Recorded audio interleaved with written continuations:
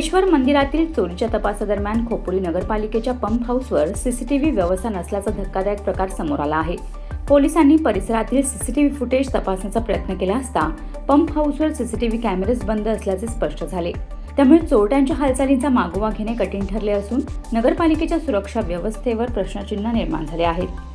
Tata power कंपनीच्या धरणातून पाईपलाईनद्वारे वीरेश्वर तलावात आणले जाणारे पाणी शुद्ध करून शहराला पुरवले जाते। अशा अत्यंत संवेदनशील पंप हाऊसवर कोणतीही सीसीटीव्ही सुरक्षा नसल्याने चोरी, तोडफोड किंवा इतर अप्रिय घटना घडल्यास तपासात मोठा अडथळा निर्माण होऊ शकतो।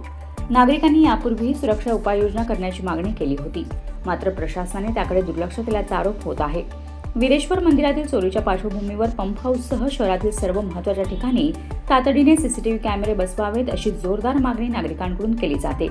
सुरक्षेतील या हलगर्जीपणामुळे नगरपालिकेच्या नियोजन व कार्यपद्धतीवर गंभीर प्रश्न उपस्थित झाले आहेत। Bureau report, news 46, Raigad, Khopoli.